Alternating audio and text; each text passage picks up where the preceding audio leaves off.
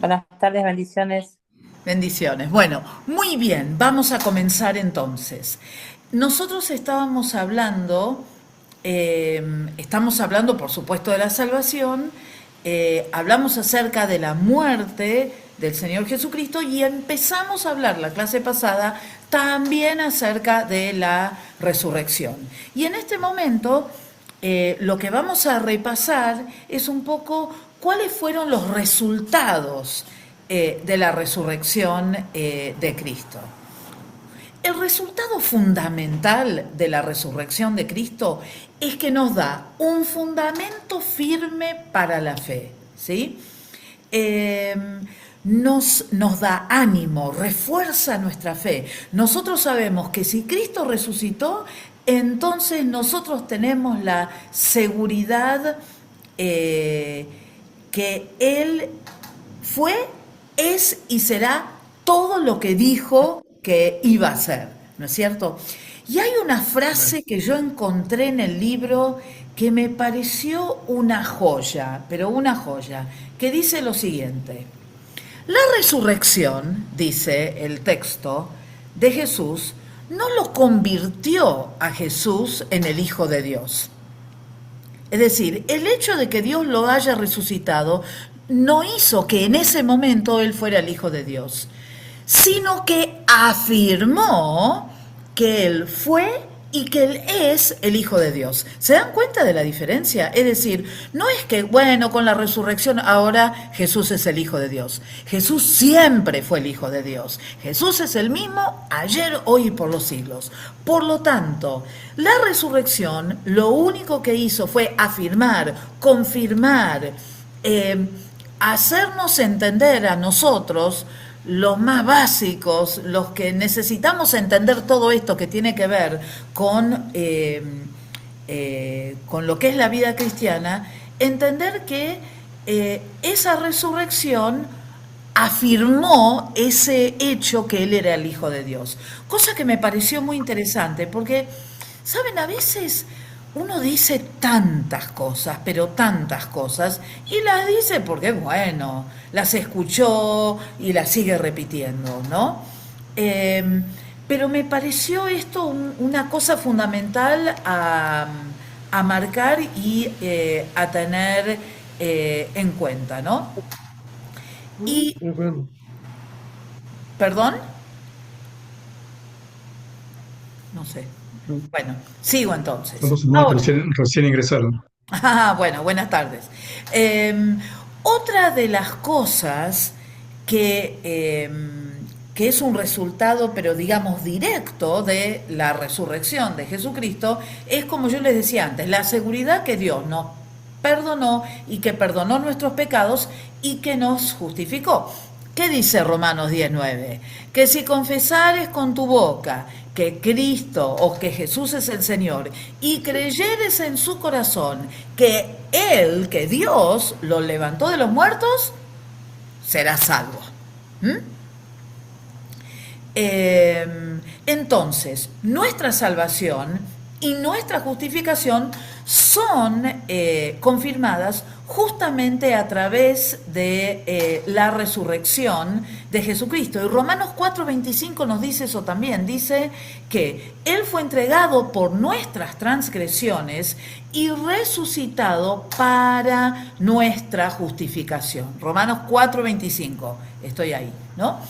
Y entonces la resurrección también nos asegura a nosotros que Dios estuvo satisfecho con el sacrificio que hizo Cristo.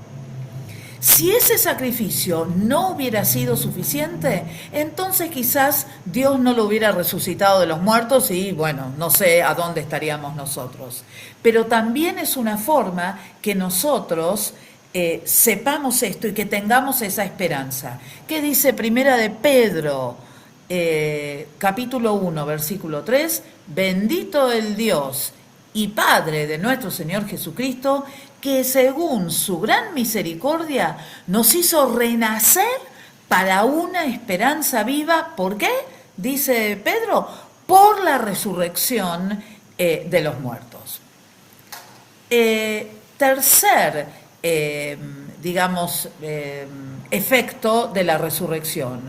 Nos da a nosotros en el cielo algo de lo cual nos habla Hebreos, un fiel y misericordioso sumo sacerdote, que es lo que nos dice Hebreos 2:17, ¿no? Que Dios, que en el cielo está sentado, ese sumo sacerdote que está sentado a la diestra de Dios. Y Romanos lo confirma en el capítulo 8, versículo 34, donde dice, ¿quién es el que condenará?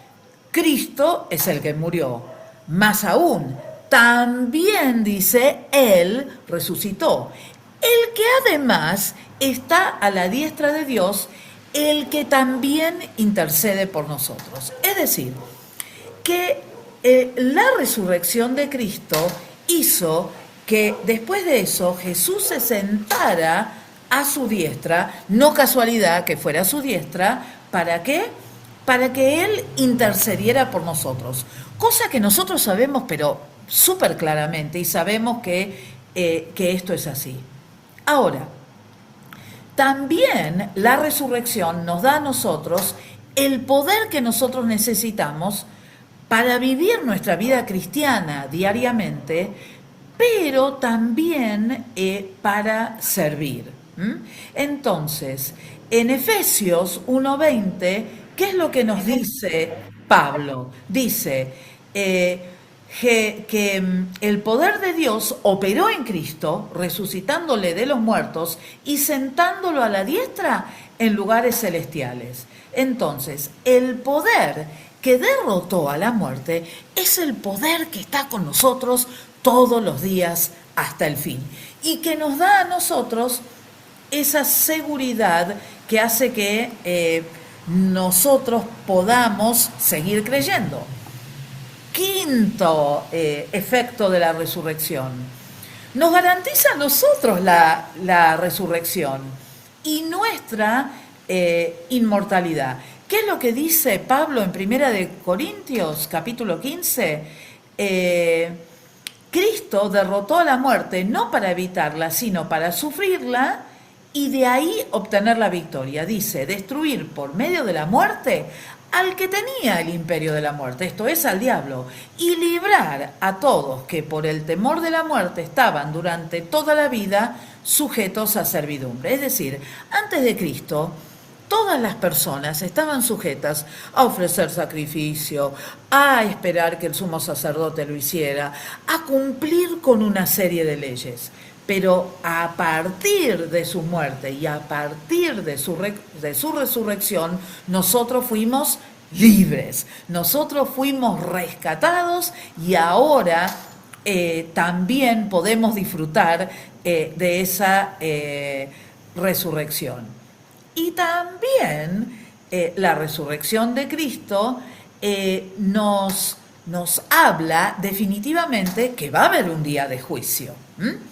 Y ese día de juicio, ¿por qué? Porque Dios manda que todos nos arrepintamos y que Dios va a juzgar al mundo con justicia. Entonces, habiendo sido resucitado de los muertos, Él, y cuando nosotros seamos resucitados, entonces ya no va a estar en cuestionamiento nuestra creencia o nuestra fe, porque como hemos creído en Cristo y hemos creído en su muerte y en su resurrección, ese juicio no va a ser para nosotros los que le seguimos a Él. Bien, ahora, también es importante la relación que existe entre la salvación, la ascensión y la glorificación. Vuelvo a repetir algo que creo que dije y si no lo dije, lo digo ahora. Ustedes van a ver que en muchos casos, cuando nosotros vamos estudiando distintas doctrinas, es como que vamos pisando otras cosas que ya hemos visto, o en otras materias, o que han visto en otras doctrinas. ¿Por qué es esto? Porque lo que nosotros vamos haciendo a medida que vamos avanzando en las doctrinas que vamos estudiando es ir edificando sobre el fundamento que ya tenemos. Entonces, hay cosas que nosotros vamos a repetir, pero en términos de otra cosa. Por supuesto que ustedes ya hablaron de la ascensión y de la glorificación de Cristo. Eso lo vieron en... ¿y cómo se llama esta materia? La que dio Rubén. Armonía de los Evangelios. Claro que lo vieron y lo vieron con detalle. Pero lo que nosotros ahora estamos haciendo es, lo estamos viendo desde el punto de vista doctrinal y estamos tratando de entrelazar todas las cosas para que ustedes entiendan algo que es fundamental. Y es que a medida que vamos avanzando y que ustedes están en tercer año, lo que está ocurriendo es que se está complejizando la manera en que estamos aprendiendo. Es decir, antes era bueno la clase, repetimos la clase, estamos con eso y con eso nos alcanza y nada más. Ahora, ya que estamos en tercer año, estamos avanzando un poco más y entonces ahora tenemos que ver cuáles son las relaciones que existen entre todos los temas que los hemos estudiado un poco así por un lado y por el otro. Bien, ustedes saben lo que es la ascensión. ¿Qué es?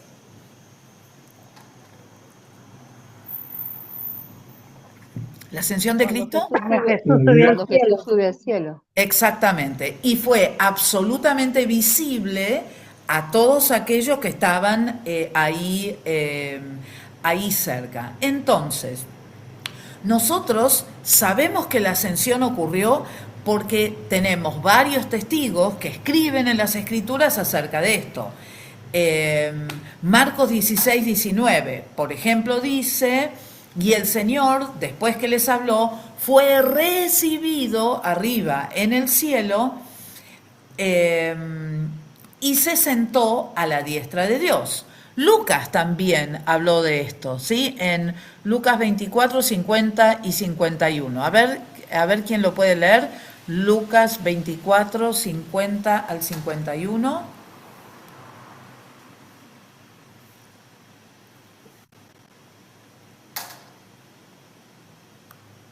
Lucas 24, del 50 al 51.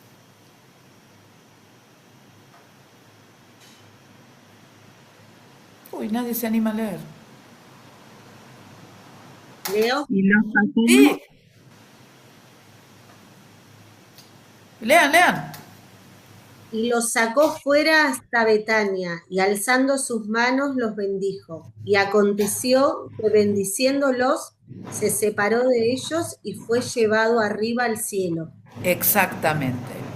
Ustedes van a ver en el libro de teología que hay una serie de referencias a distintos teólogos. Uno de los teólogos que se menciona es un hermano, yo quiero suponer ya fallecido, que se llamaba Meyer Perlman.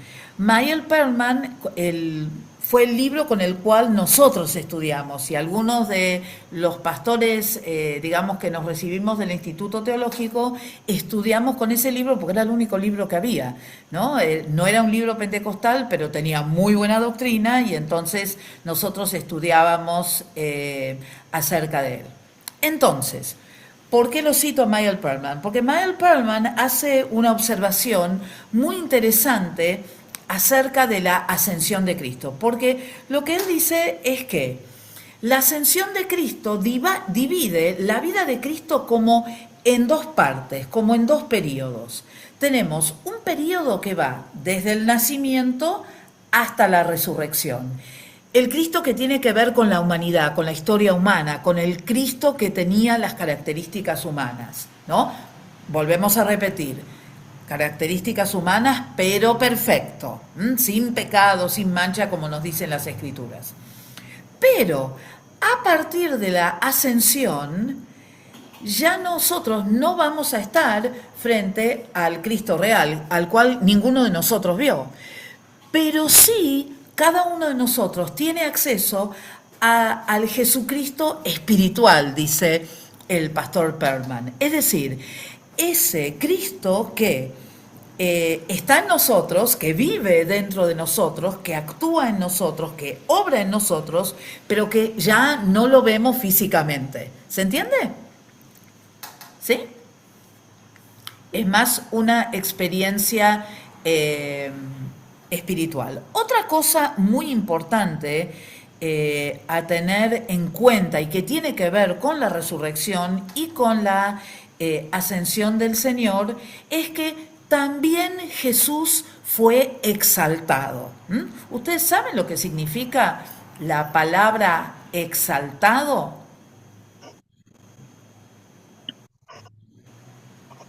¿Qué significa alto? A ver, tratemos. Exactamente. Sí, perdón, escucho. Como que recibe honor. Bien, muy bien. Si nosotros buscamos un poco en la acepción de la palabra, exaltado viene de alto, viene de algo que está por sobre. Y si es exaltado, está muy por encima de todo. Entonces, cuando nosotros hablamos de exaltar a nuestro Dios, lo que nosotros estamos haciendo con nuestras bocas, con nuestras manos, cuando levantamos nuestras manos, cuando nosotros proclamamos que Él es exaltado, lo que nosotros estamos diciendo es que Jesús tiene todo el honor, todo el poder y toda la autoridad. Una de las cosas que yo aprendí y que me parece sumamente importante es que si nosotros vamos a adorar y a exaltar a nuestro Dios, esto así no alcanza. Así no alcanza. Si nosotros vamos a exaltar nuestro Dios, vamos a levantar nuestras manos en alto, lo más alto que nosotros podamos, porque lo que nosotros estamos reconociendo es que Él está por sobre todas las cosas. Y encontramos en las Escrituras, si ustedes van a ver ahí en el libro, que menciona muchos momentos en que Jesús, que nos dicen distintos autores que Jesús fue exaltado. En Hechos, ¿sí? Lucas nos dice, así que exaltado por la diestra de Dios. Hechos 5:31 dice, a este Dios ha exaltado con su diestra por príncipe y salvador. Primera de Pedro, capítulo 3, dice, Jesucristo, quien habiendo subido al cielo está a la diestra de Dios, y a Él están sujetos ángeles, autoridades y potestades. Entonces, ¿qué encontramos acá? En primer lugar, que el primero que le da un lugar de privilegio, por eso está sentado a la derecha de Dios, el primero que le da ese lugar de privilegio es Dios, porque reconoce lo que Jesús hizo. ¿Y qué tenemos que hacer nosotros? No es que no nos queda otra. Lo mismo. Tenemos que hacer lo mismo, claro que tenemos que hacer lo mismo. Y todo momento, toda experiencia, todo lugar es un lugar donde uno puede exaltar y bendecir y glorificar al nombre de Dios. ¿Por qué?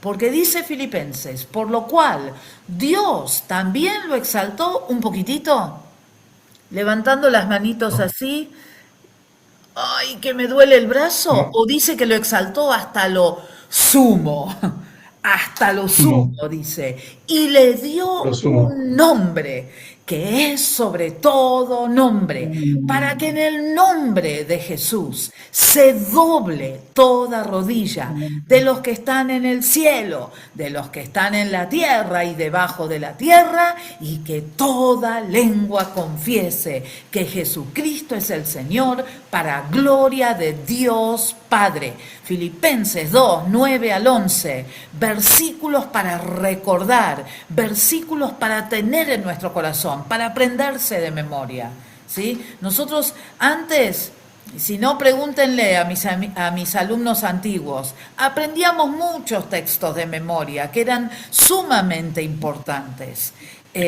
Los animo a que aprendan. Este texto es maravilloso.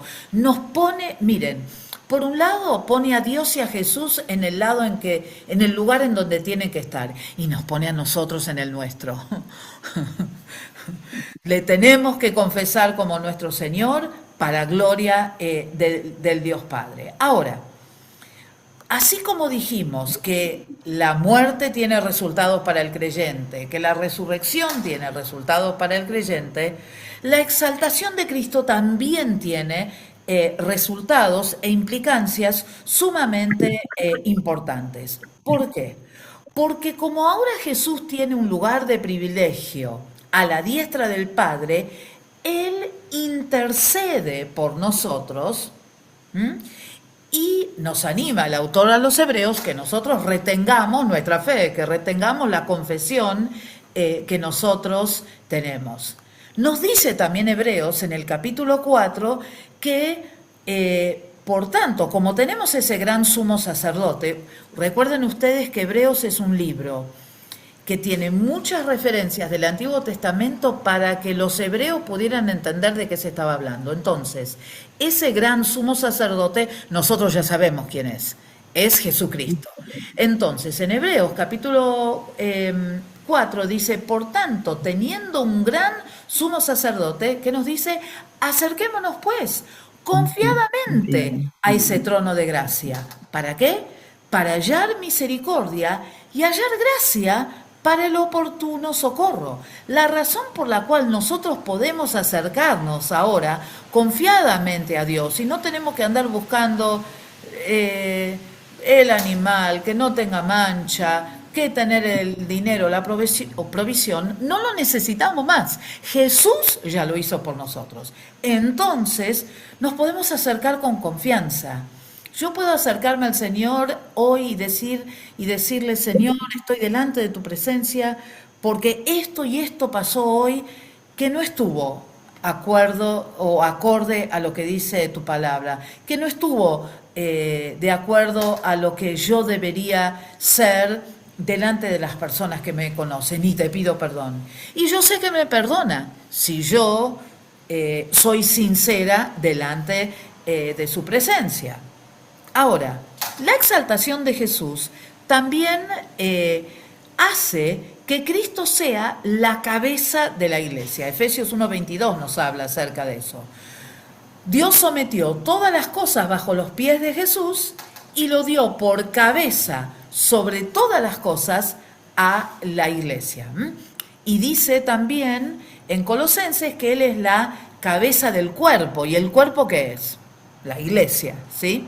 La iglesia. La iglesia, claro que sí. Él es el principio, dice, Él es el primogénito entre los muertos, para que en todo tenga la preeminencia. Es decir, Él tiene un lugar de preeminencia. Por eso es que nosotros lo exaltamos, porque entendemos que no es que yo le doy el lugar de preeminencia y que Jesús necesita que yo lo exalte.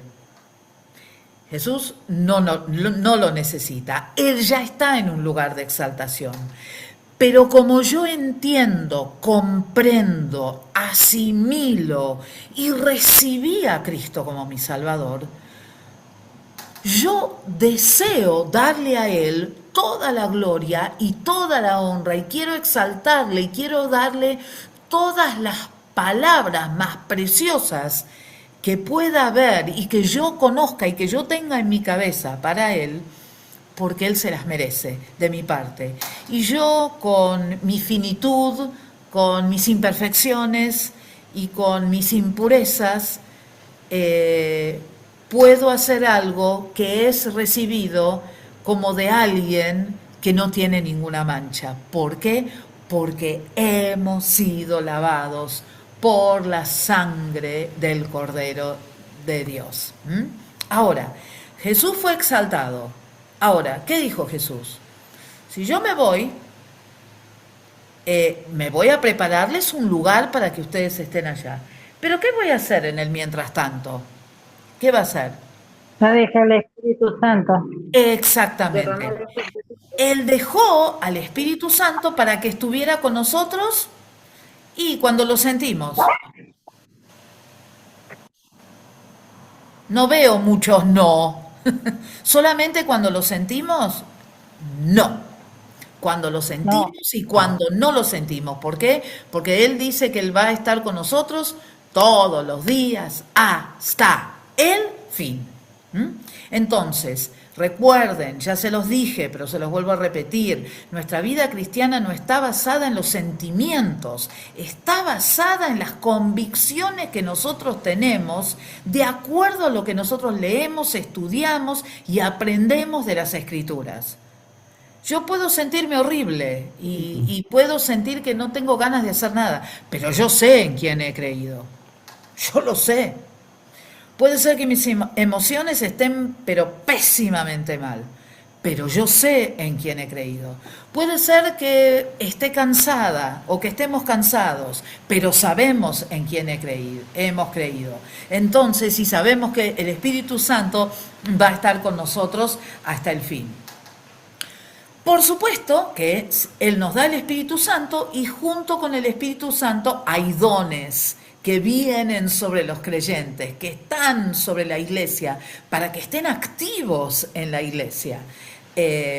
Y como les dije anteriormente, también lo que Él está haciendo es, Él nos está dando un...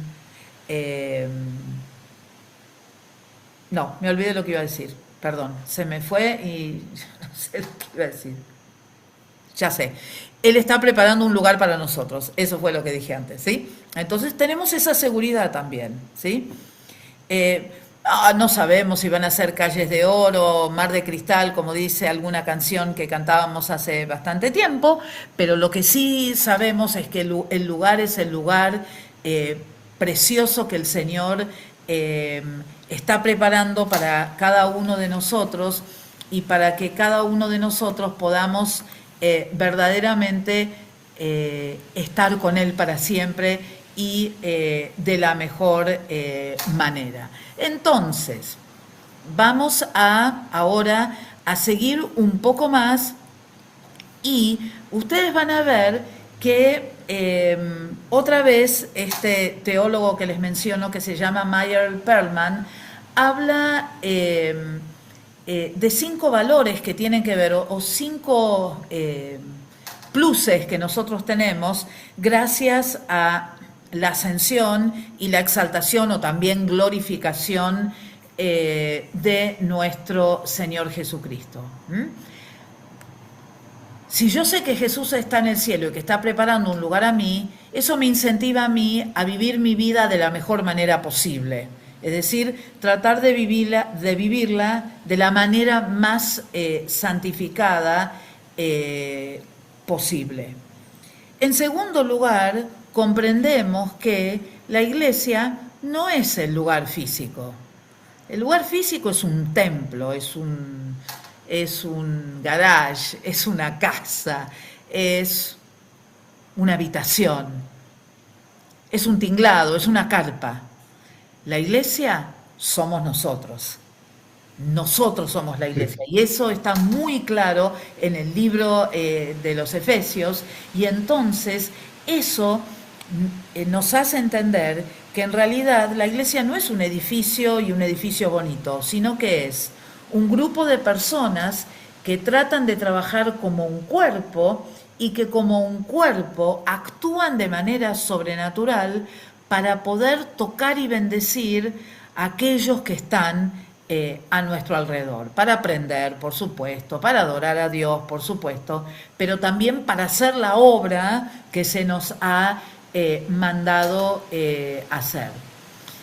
También el entender que nosotros, que Jesús está a la diestra del Padre y que está preparando un lugar para nosotros, nos da una perspectiva un poco más realista acerca de nuestra vida en este mundo. Es decir, nosotros sabemos que nuestra vida en este mundo es pasajera, es limitada, pero sabemos que Jesús está preparando un lugar que para nosotros va a ser eterno y mucho mejor que este, y en muchas mejores condiciones que este en realidad.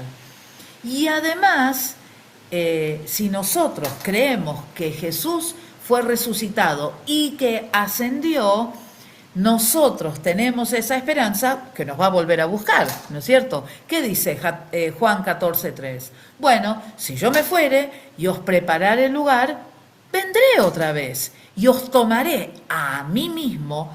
¿Para qué? Para que donde Yo estoy, vosotros también Bien. estéis, ¿sí? Entonces, ahí nosotros tenemos también eh, una esperanza maravillosa que hace que nosotros podamos confiar en el Señor. ¿Alguna pregunta?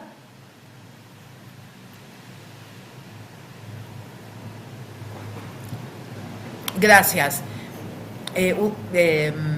Bien, seguimos adelante. Vamos a hablar un poco ahora, yo no me olvidé de los deberes, ¿eh? Estamos llegando para poder empezar a compartir. Ahora vamos a empezar a hablar un poco acerca de temas interesantes y también importantes para tener muy en claro como iglesia cuadrangular y cuáles son las cosas en las que nosotros creemos, ¿sí? Entonces, ahora nosotros vamos a hablar acerca de la salvación y de la soberanía de Dios. Lo primero que vamos a decir es que la salvación, ¿a dónde comienza?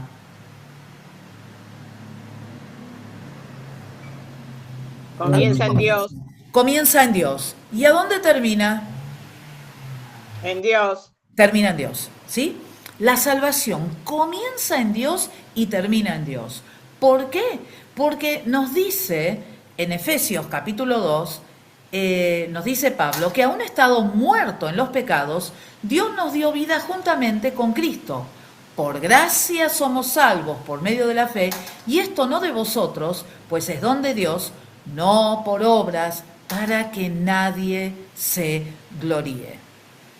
Primera cosa fundamental para entender, la salvación proviene de Dios. No hay nada que yo pueda hacer para obtener la salvación.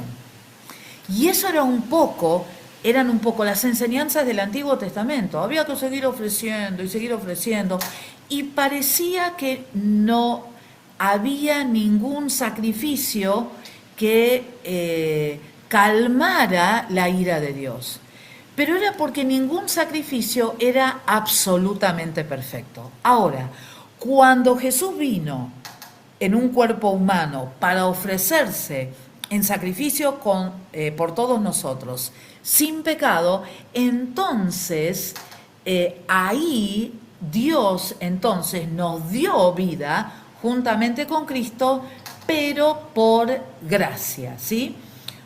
Y nos dice también Romanos que nosotros éramos enemigos de Dios, pero que fue Jesús quien nos reconcilió con Dios.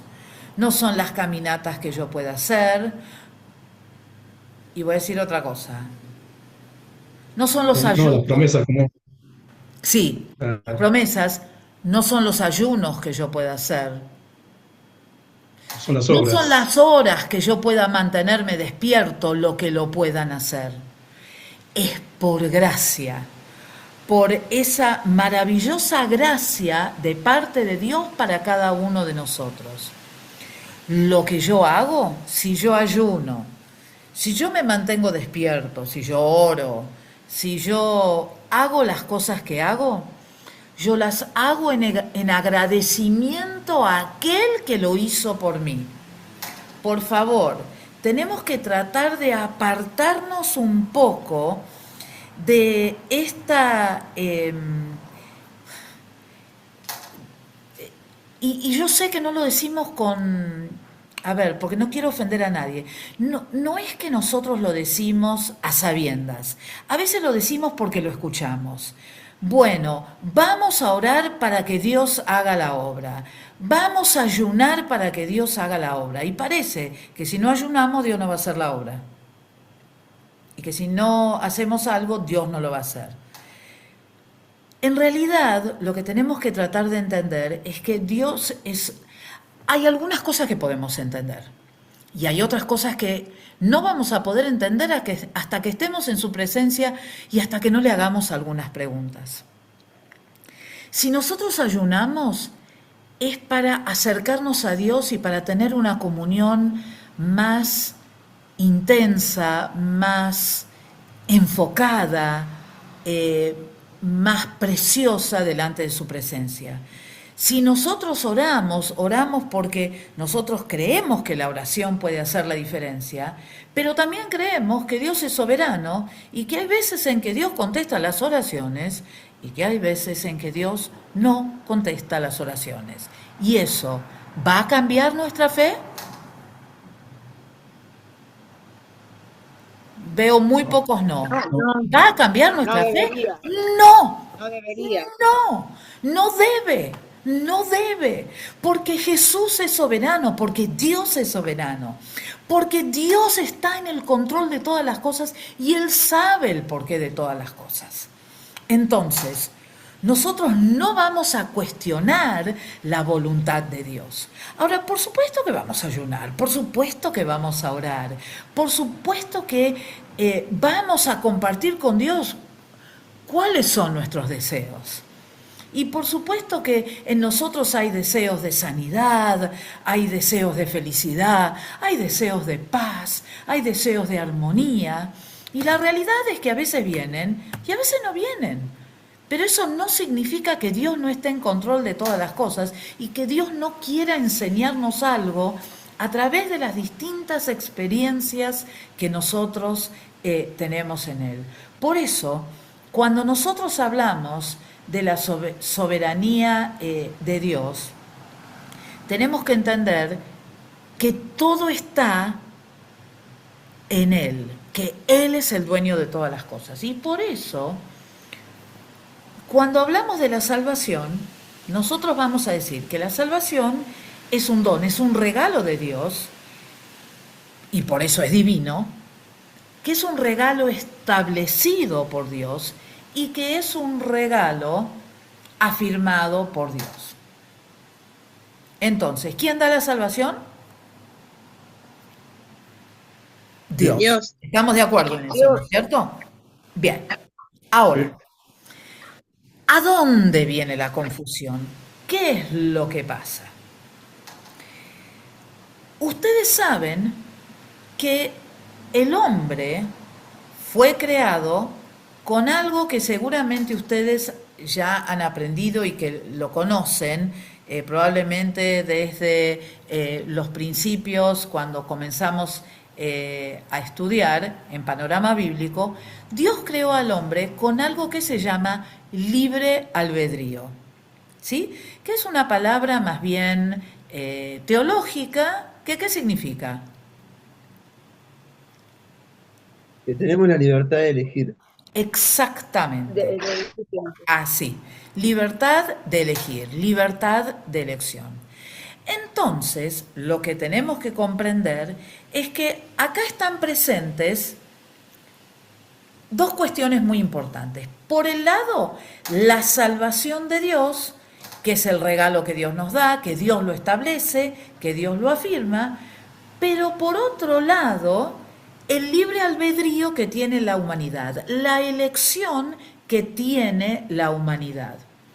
La Biblia enseña que Dios es soberano, pero también la Biblia nos enseña que nosotros tenemos que creer en lo que Dios ha provisto para que eso sea parte de nosotros. ¿Qué dice Juan 3:16? Porque de tal manera amó Dios al mundo que ha dado a su Hijo unigénito. ¿Para qué?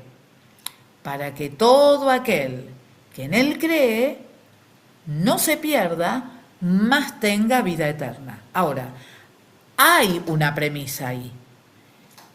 La salvación viene, ¿pero para quién?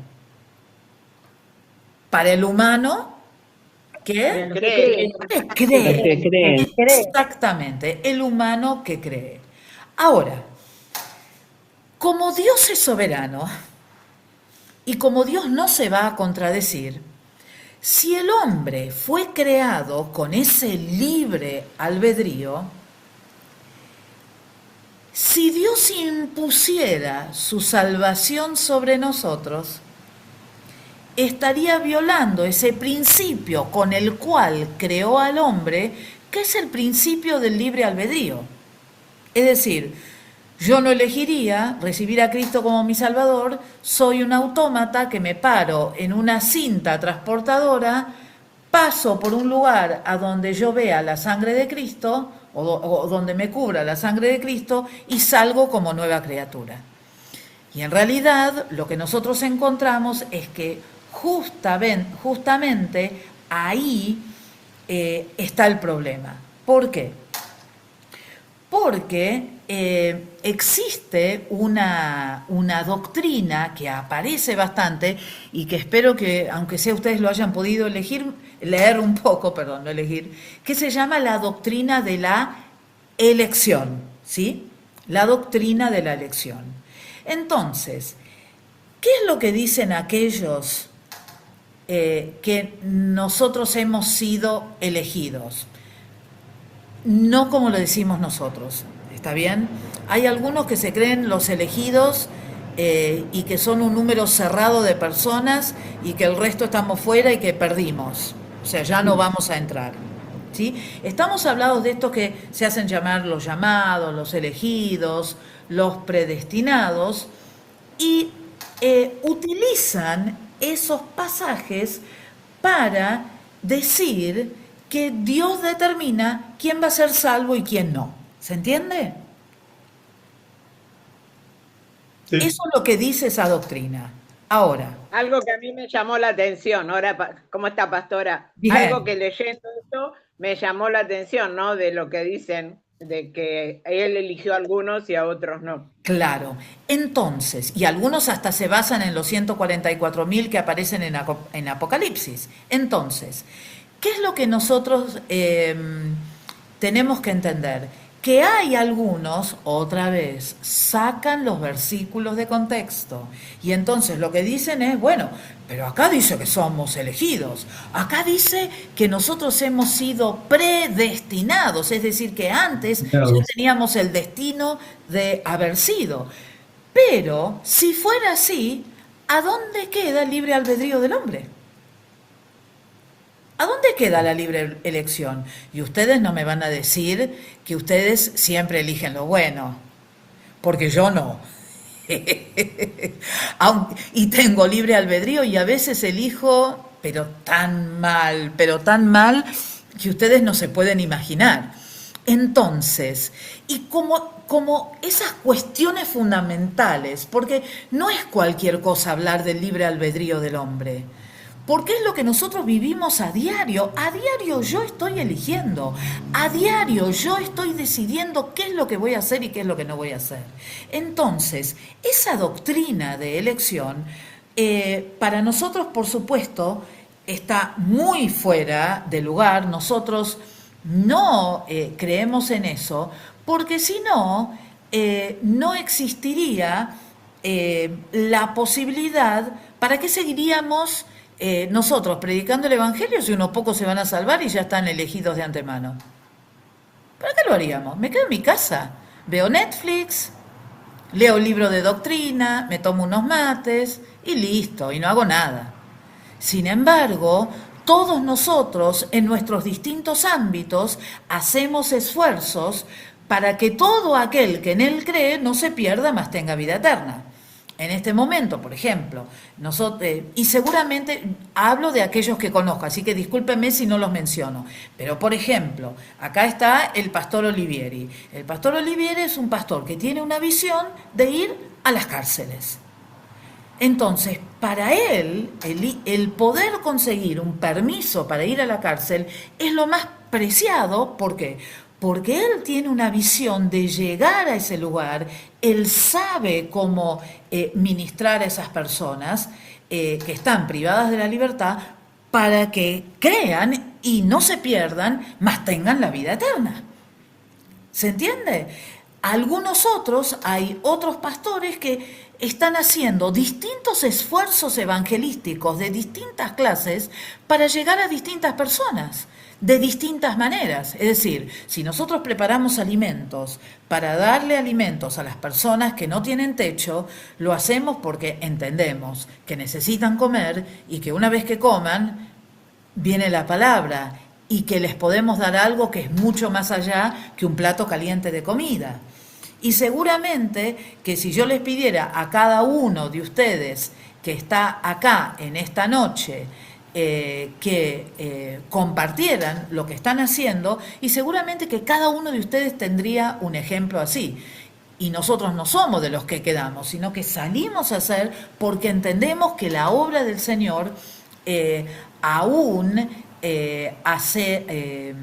tenemos aún cosas por hacer delante de Él. Y fíjense ustedes que cuando nosotros hablamos, por ejemplo, de Juan 3:16, o hablamos, por ejemplo, de las palabras de Juan el Bautista, ¿qué dijo Juan el Bautista? Aquí está el Cordero de Dios, que quita el pecado de unos pocos. ¿Qué dijo Juan el Bautista?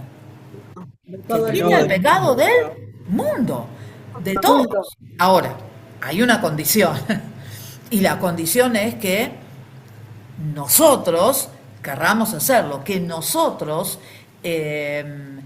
podamos verdaderamente de esta manera reconocer lo que Jesús hizo en cada uno de nosotros. Ahora, una de las cosas que también este libro es como muy, pero muy interesante, es un capítulo que habla acerca de habla del contraste que existe entre la palabra precognición y predestinación, ¿sí? Entonces, precognición es conocimiento de todo, ¿sí? Precognición. Entonces, el hecho que Dios conozca todas las cosas no significa que Él va a estar utilizando una frase, metiendo mano para que todo aquello de lo cual Él sabe, Él intervenga para que se cumpla. Es decir, Dios conoce los eventos por venir, precognición, ¿sí? Ahora, que Él conozca los elementos del pasado no significa que Él va a hacer que algunos sean salvos y otros no. ¿Se entiende? Es decir, no es que Él predetermina quién va a ser salvo y quién va no. No, yo ya sé, a ver, voy a usar a alguien que conozco. No, yo ya sé que Sonia, no, en una semana Sonia, no sé, la va a tratar mal ahí a la hermana María. No, basta, ahí ella se va. Él no predetermina lo que va a pasar con Sonia porque ya sabe lo que Sonia va a hacer, porque Él sabe todas las cosas, sino que está en nuestras manos el saber qué hacer y cómo hacerlo para que nosotros podamos sostener nuestra relación con el Señor de manera continua. ¿Se entendió lo que quise decir? Vuelvo a decirlo por las dudas. Que Dios conozca lo que vamos a hacer no significa que nos prejuzgue y que ya se cerró la puerta para Sonia. No se va a cerrar la puerta para Sonia, porque siempre va a haber una oportunidad mientras Sonia esté viva. Así que Sonia, portate bien. Hasta lo último. Ahora, es importante entonces que también entendamos que cuando nosotros hablamos que nosotros hemos sido elegidos y cuando las escrituras hablan que hemos sido elegidos, fíjense ustedes que no dice que nosotros fuimos elegidos y punto. ¿Qué dice Efesios 1 del 3 al 5?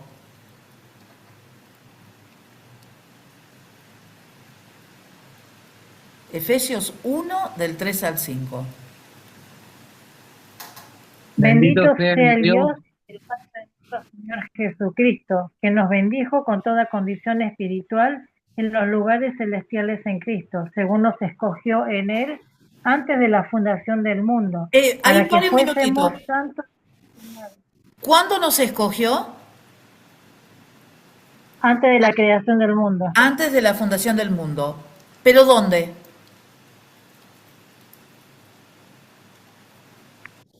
Bueno, ¿en qué persona? En el vientre celestiales. de nuestra madre. No, antes, ¿qué dice? Bien. Según los En Cristo. Lugares celestiales. En Cristo, y ahí está la clave. Es decir, Dios nos escogió en Cristo. Eso es fundamental. Es decir, la manera en que yo puedo ser escogido por Dios es si yo acepto a Cristo como mi Salvador. ¿Se entiende esto? Por supuesto que nosotros fuimos elegidos antes de la fundación del mundo porque Dios amó al mundo y entregó a su Hijo en sacrificio por cada uno de nosotros. Ahora, Él, bueno, continúe leyendo, Gabriela, así hacemos la segunda parte. Para que fuésemos santos y sin mancha delante de Él, con amor, en amor habiéndonos predestinado para ser adoptados hijos suyos por medio de Jesucristo según el puro afecto de su voluntad. Entonces, ¿qué está diciendo este versículo? Que nosotros somos santos y puros. ¿Cómo somos santos y puros? A través de Cristo. A través de Cristo. ¿Se entiende? Entonces, a través de Cristo es que Cristo nos eligió, nosotros somos santos y puros, somos considerados santos y puros a través de Cristo. Dios nos mira a través del prisma de Cristo, porque si nos mirara a nosotros tal cual somos, no seríamos nada. Pero como nos ve a través de ese prisma, nosotros somos santos, somos puros, no tenemos mancha y fuimos adoptados desde antes, fuimos predestinados para ser sus hijos, pero ¿por qué? Por medio de Jesucristo. Entonces, no es que Dios me eligió, yo ya sé que me eligió, jaja, me eligió y nada más. No. Es a través de Jesucristo. Entonces, esa elección que el hombre pueda ser salvo tiene que ser a través de Jesucristo. Pero no significa que Dios eligió a una cierta cantidad de personas y que solamente esas personas serían salvas. Pues si no, todos nosotros estaríamos perdidos. Porque desde hace 2000 años que se está leyendo este texto. ¿Se entiende eso? ¿Sí? Bien, entonces, vamos a hacer un recreíto, porque esto estuvo bravo, ¿eh? Esto es intenso. Son y 53. A las 21 nos volvemos a conectar. 7 minutos. Está lloviendo acá un poquito. Sí, se va a llover.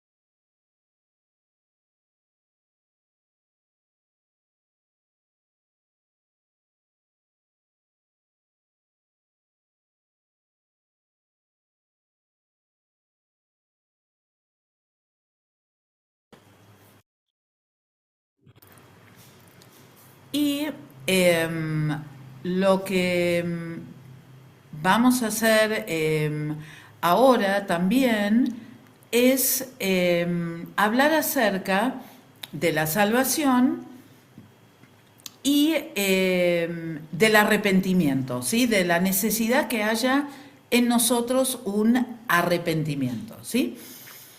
Lo primero que vamos a hacer es hablar un poco de esta palabra arrepentimiento, ¿no? Arrepentimiento se traduce de la palabra griega que es metanoia, metanoia. Y miren qué interesante lo que significa metanoia. Metanoia viene de meta, que significa después, y de noeo, que significa pensar. Y entonces, cuando los eruditos unieron estas dos partes, sugirieron que podía significar algo así como el pensamiento de después o un cambio de la mente, ¿sí? Entonces, cuando nosotros hablamos acerca de la palabra arrepentimiento, lo que nosotros estamos diciendo es que estamos hablando acerca de un cambio en la mente, ¿no? Ahora, hay distintas traducciones para esta palabra arrepentimiento. Hay otra palabra que también se utiliza, pero básicamente lo que nosotros queremos decir es hablar de cambio de mente. Antes, otra traducción que se usaba era cambiar la manera de pensar 180 grados. Es como que todo lo que habíamos pensado hasta ese momento era como todo lo contrario a lo que nosotros pensábamos, ¿no? Entonces, cuando pensamos en el arrepentimiento y entendemos que tiene que ver con un cambio acá adentro, entendemos que el arrepentimiento es necesario en la salvación, ¿sí? Es decir, nosotros necesitamos arrepentirnos, necesitamos cambiar nuestra mente. No es que tenemos que solamente a veces arrepentirnos de algo que habramos hecho, sino que lo que tenemos que hacer es cambiar nuestra manera de pensar para que así podamos entender qué es lo que Dios quiere para nosotros. Hechos 17:30 nos dice, pero Dios, habiendo pasado por alto los tiempos de esta ignorancia, ahora manda a todos los hombres en todo lugar que se arrepientan. Y lo que hace el libro es hablar de tres aspectos del arrepentimiento, que habla acerca de lo intelectual, habla también de lo emocional y también habla de la parte volitiva o de la voluntad, ¿no? Entonces, ¿cuál es el aspecto intelectual al que nosotros nos estamos refiriendo cuando hablamos del arrepentimiento? Es decir, cuando yo llego al Señor y entiendo que Cristo viene a mi corazón, yo tengo que cambiar mi manera de pensar, porque si yo estoy reconociendo que soy una persona llena de pecado y que necesito a Cristo en mi corazón, ya de por sí estoy cambiando mi manera de pensar. Y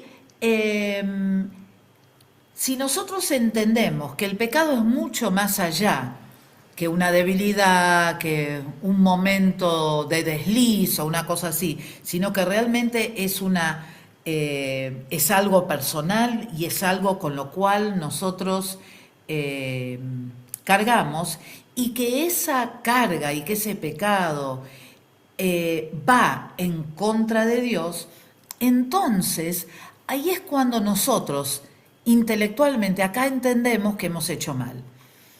El ejemplo que da el libro es un ejemplo muy interesante, porque es el ejemplo de David. Y David la ve a Betsabé, se enamora de Betsabé, tiene relaciones con Betsabé y después había que matar al marido. Entonces él urde trampas para tratar de matar al marido y después viene el profeta a confrontarlo y a decirle, bueno, con una historia lo hace, pero a lo que voy es que, ¿qué hace David cuando escucha esa historia? Enseguida se dio cuenta de lo que estaba hablando y enseguida cuando el profeta habla con él se da cuenta y él se arrepiente, es decir, él tiene un cambio de mentalidad.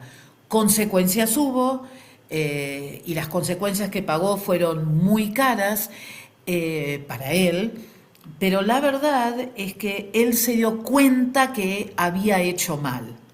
Entonces, ese para nosotros es un aspecto importante de la parte, digamos, que tiene que ver con nuestra mentalidad. Otra cosa que nosotros entendemos es que el pecado nos degrada, el pecado nos ensucia, el pecado nos hace mal.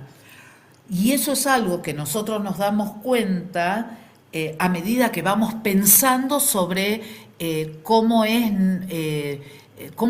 es nuestra condición delante de Dios, ¿no? Y a medida que vamos estudiando las Escrituras y a medida que vamos entendiendo qué es lo que la Biblia dice sobre esto. Entonces, por supuesto que hay algo que ocurre en la cabeza. Hay un cambio que nosotros nos damos cuenta que tiene que ocurrir.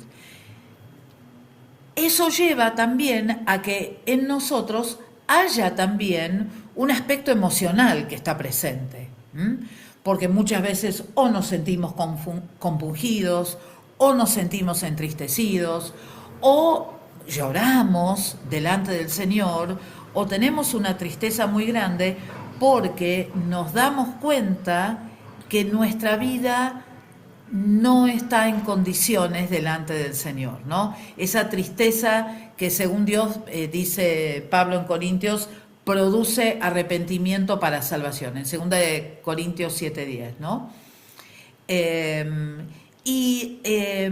La verdad es que cuando nosotros nos damos cuenta intelectualmente de algo que está pasando, eso naturalmente se transmite al corazón. Es decir, y esto nos pasa en la vida diaria también. Cuando uno sabe que se ha equivocado, no me van a decir que todo es risa y alegría, sino que a veces hay llanto, a veces hay enojo con uno mismo, a veces hay rispideces con otras personas.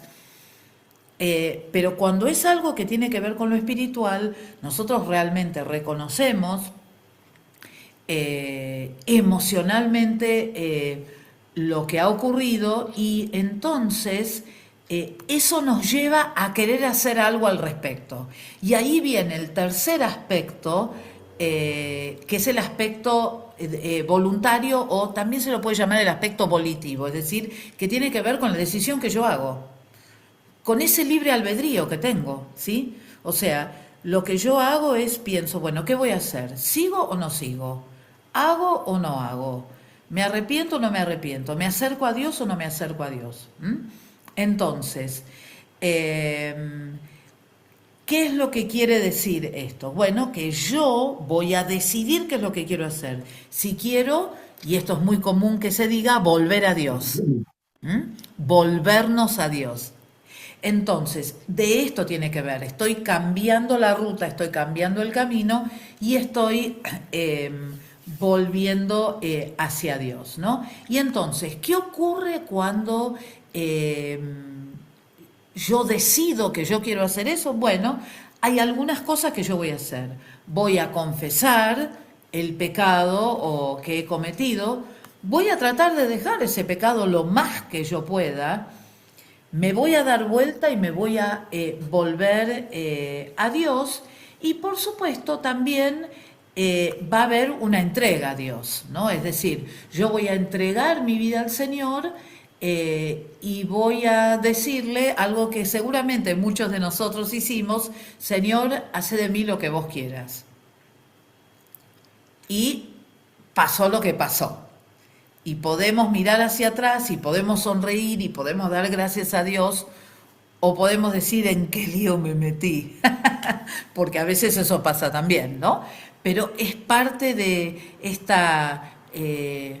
de este maravilloso caminar que es el caminar con el Señor. El Señor nos lleva por caminos diferentes y a veces ni nosotros nos imaginamos, porque muchos de nosotros en nuestra mente tan finita tenemos una visión de lo que nosotros podemos llegar a ser, que es X, ¿no? Y el Señor dice, no, no va a ser X, va a ser X, va a ser Y, va a ser A, va a ser B, vas a ir acá, vas a ir por allá, vas a hacer esto, vas a hacer lo otro. Y a veces cuando esas cosas pasan, yo no puedo más que sonreírme y acordarme de algunas de las cosas que yo decía cuando era más joven. Pero que es maravilloso entonces entender lo que estamos haciendo, que nuestro corazón esté tocado en ese momento del arrepentimiento, y seguramente que si nosotros miramos atrás y empezamos a analizar cuándo y cómo recibimos a Cristo como nuestro Salvador, seguramente que esos tres aspectos aparecieron, porque seguramente que nosotros nos pusimos a pensar acerca de cuáles eran las cosas malas, por qué es que me estoy sintiendo así, o puede ser que nuestras emociones hayan sido tocadas y que empezamos a preguntarnos, bueno, pero ¿por qué está pasando esto? Y después vamos entendiendo lo que las escrituras están diciendo, lo que el pastor o el evangelista o el amigo o el hermano o el compañero nos está diciendo, y nos damos cuenta de la diferencia. Y después, por supuesto, hay una decisión, hay una parte volitiva donde yo decido qué es lo que voy a hacer. Si voy a seguir a Cristo o no voy a seguir a Cristo. Si voy a hacer su voluntad o no voy a hacer su voluntad, ¿no? Ahora, otra de las cosas importantes es también entender por qué es importante el arrepentimiento, ¿no? Y cuando nosotros leemos en Lucas 24, del 46 al 47, nos lo dice muy claramente. ¿Puede alguien leerlo, por favor? Lucas 24, del 46 al 47. 2 versículos.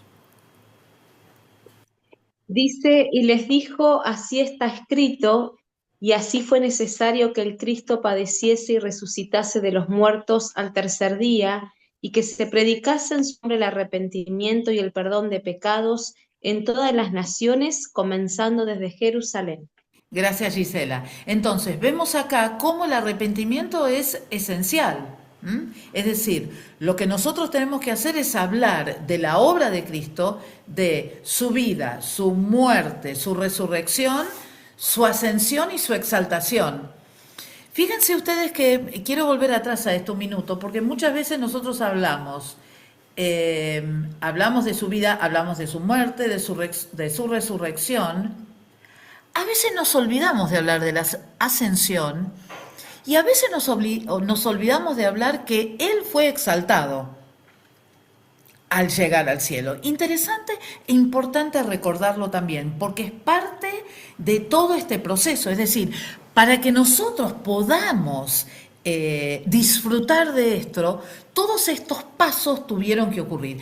El arrepentimiento del ser humano es uno de ellos. Y también fue lo primero que dijo Pedro.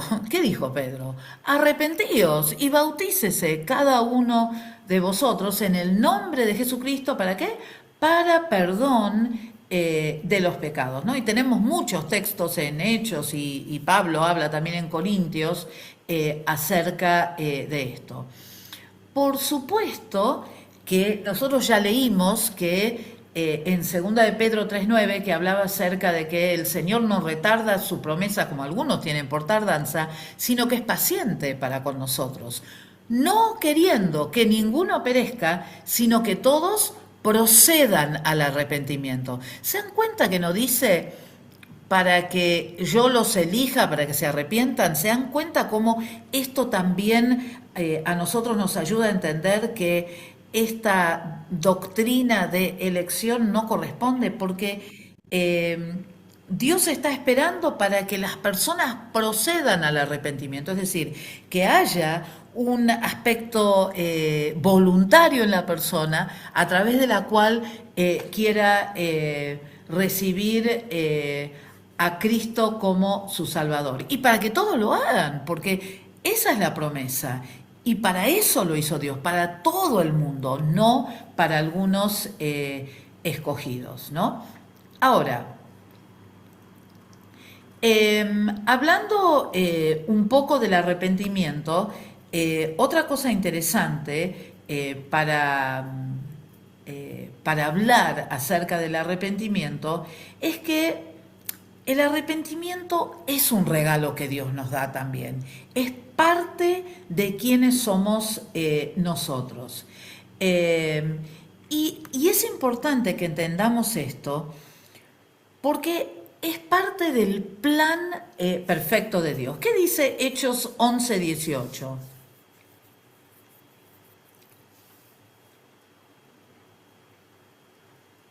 De manera que también a los gentiles ha dado Dios arrepentimiento para vida. Es decir, acá lo que está diciendo Lucas es el que da el arrepentimiento es el Señor. Es decir, fíjense ustedes, en nosotros no existe la posibilidad de un arrepentimiento verdadero por la sencilla razón que nosotros ya de facto somos imperfectos, ¿no? Entonces, el arrepentimiento es algo que Dios nos da a cada uno de nosotros para que nosotros entendamos también el proceso de la muerte y de la resurrección de Cristo. Es decir,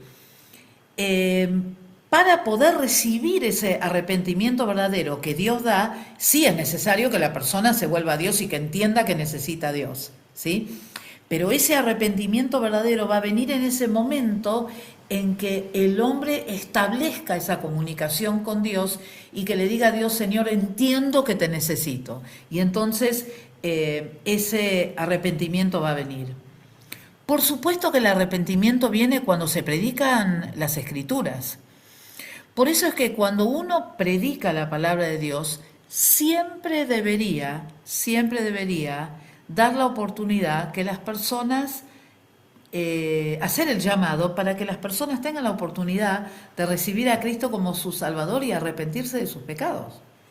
Ahora, también quiero decir algo que es interesante. Nosotros estamos estudiando esto una vez que a nosotros ya nos pasó, ya lo experimentamos y ya podemos entender, porque tenemos algunos años en el Señor, y ya podemos entender la obra del Señor a través del estudio de su palabra. Por supuesto que aquel que recibe a Cristo como su Salvador, en el momento que lo recibe, todos estos pasos y estas cosas y todo esto que nosotros estamos hablando, no es algo que nosotros le vamos a decir. Nosotros les decimos, bueno, hay alguien que necesita a Jesús en su corazón, hay alguien que quiere arrepentirse de cosas que haya hecho, y entonces nosotros hacemos el llamamiento para que reciban a Cristo como su Salvador. Después van a ir comprendiendo, asimilando la obra maravillosa de Dios, que es mucho más que decir te recibo como mi Señor y mi Salvador, pero es un maravilloso comienzo, ¿sí? Nosotros, los que ya estamos un poquito más adelantados, podemos realmente decir, wow, podemos volver atrás y decir, claro, yo me acuerdo que me estaban diciendo esto y que yo lo pensé y que le dije sí al Señor y que después me di cuenta que había hecho muchas cosas equivocadamente y me sentí mal al hacerlas. Es muy interesante eso también, hacer ese tipo de análisis, porque también nos ayuda a entender que la obra de Dios es muy profunda en el ser humano. No es bueno, vení a la iglesia, vamos a cantar, vamos a adorar al Señor y nada más, sino que la obra del Señor es mucho más profunda y que Dios quiere que cada uno de nosotros podamos llegar a profundidades aún mayores para poder ayudar a otros y también para nosotros a comprender en profundidad todo lo que Él hizo por nosotros, que es mucho más que esa sencilla oración que nosotros hacemos cuando Él nos recibe como su Salvador, ¿no? Yo a veces pienso en eso y me gusta como volver atrás y analizar lo que me pasó y decir, wow, la verdad que esto es maravilloso, porque sola no lo hubiera podido hacer, pero con vos sí fue posible. Y cómo a veces Dios obra en nosotros, aún nosotros estando en total ignorancia. ¿No les ha pasado eso? Si ustedes dicen, wow, Dios hizo esto y yo no entendía nada, yo hacía otra cosa, yo le pedía de esta manera y sin embargo Dios me contestó. Y esas son cosas que nos ayudan a apreciar mucho más lo que el Señor ha hecho, ¿no? Y fíjense ustedes que mi referencia siempre fue hacia el Señor. ¿Por qué? Porque el arrepentimiento no está basado, otro párrafo que me gustó mucho, en la sabiduría humana, sino que dice que está fundada en la paciencia y la bondad de Dios. Otra vez, no somos los protagonistas, mis queridos. No lo somos, ni lo vamos a hacer nunca. El protagonista es Dios. Fue Dios que determinó, fue Dios que envió a su Hijo, fue Dios quien exaltó a su Hijo, fue Dios el que puso tanto el querer como el hacer en cada uno de nosotros. Y gloria a Dios por eso. No tengo nada de qué gloriarme, ni lo haré. Cristo es el centro de todo. Ahora, otra cosa también, ¿no? Algo que dice ese párrafo que también es importante. Es decir, puede haber arrepentimiento como puede no haber arrepentimiento. ¿Y por qué no hay arrepentimiento? Porque la persona decidió no acercarse a Dios y entonces no comprendió la obra de Dios y no entró ese arrepentimiento en ella. Libre albedrío. La persona elige. Ahora. Hola, Floren, Sí. disculpe una dudita desde cuando lo leí, que el arrepentimiento es un don de Dios. Sí. Que dice ahí en lo que usted está leyendo. Sí, sí. ¿Por qué es un don de Dios? Porque el arrepentimiento verdadero no está en la capacidad humana, sino que el arrepentimiento nosotros entendemos que necesitamos a Dios y entonces en ese momento es como un misterio, en ese momento en que nosotros recibimos a Cristo como nuestro Salvador,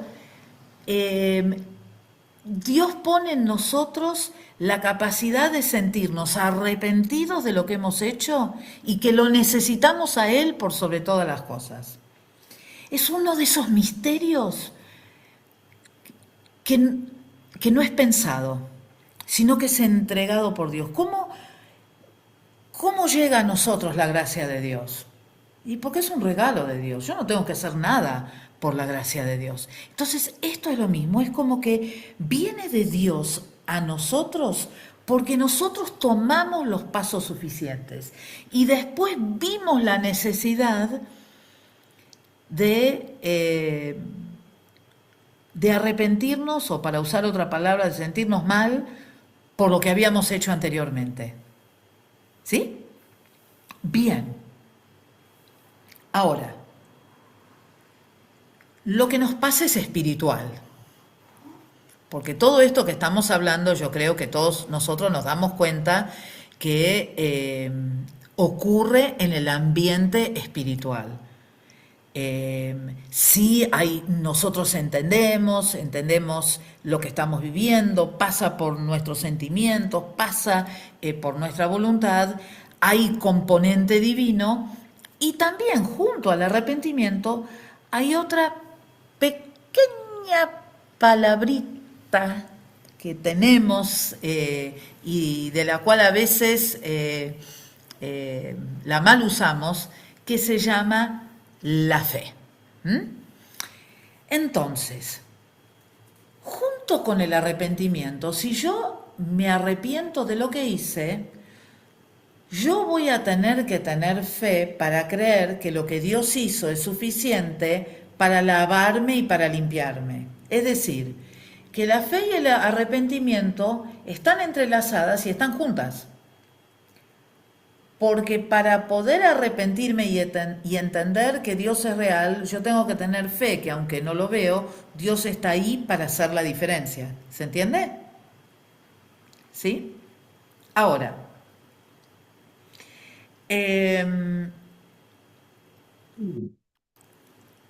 es difícil que nosotros pensemos que una persona se arrepiente si no cree y que si cree no se arrepienta. Es decir, por eso es que se habla de ese entrelazamiento tan importante, porque van juntas.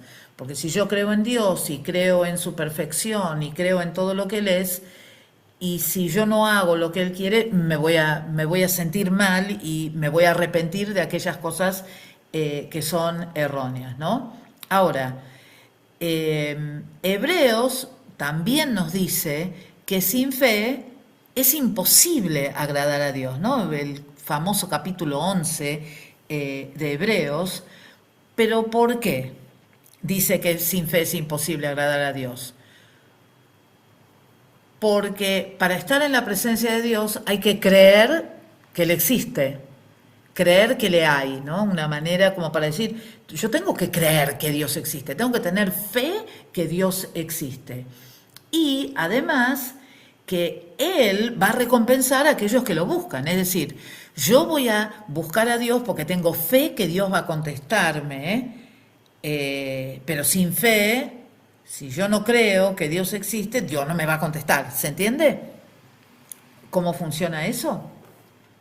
Entonces, todo lo que nosotros recibimos de parte de Dios es a través de la fe. Es a través de la certeza de lo que esperamos. Hebreos 11.1 es una preciosa definición de fe, ¿no? Es pues la fe, la certeza de lo que se espera, la convicción de lo que no se ve. Yo estoy convencido que yo no veo, pero Dios está. Yo tengo la certeza, estoy seguro que lo que espero Dios me lo va a dar. Y cuando Dios me lo da, yo sé que eso viene de parte de Él porque yo confío en Él. Leíamos este texto antes en Efesios 2.8. ¿Qué dice? Que por gracia somos salvos. ¿Pero por qué? ¿Cuál es mi parte? Creer, tener fe, por medio de la fe. ¿Sí? Después dice la otra parte, ¿no? Marcos 16:16 dice, el que creyere, el que tuviere fe, y fuere bautizado, será salvo.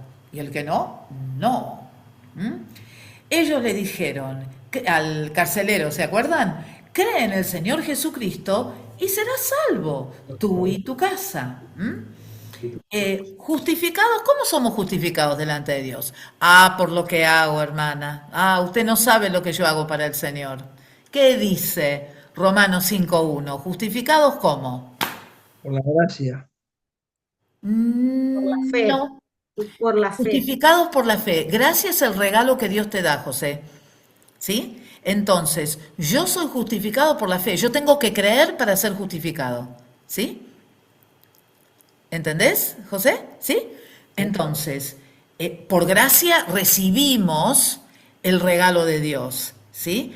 Pero nosotros lo aceptamos a través de la fe.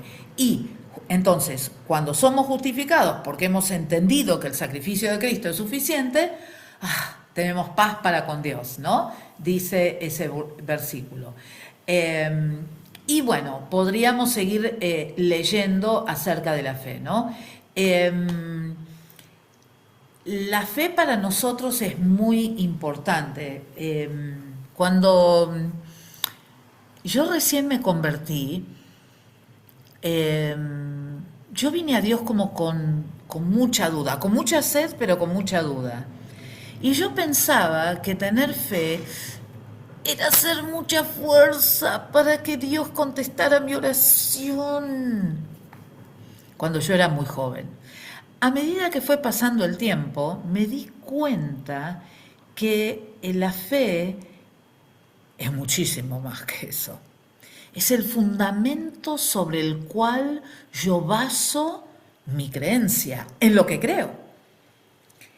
Eso es. Entonces, yo puedo, y como decíamos antes, quizás nosotros no vamos a ver ciertas respuestas a nuestras oraciones, pero por fe creemos que Dios va a hacer como Él quiere y de la manera en que Él quiere, y que va a ser lo más beneficioso para cada uno de nosotros. Es decir,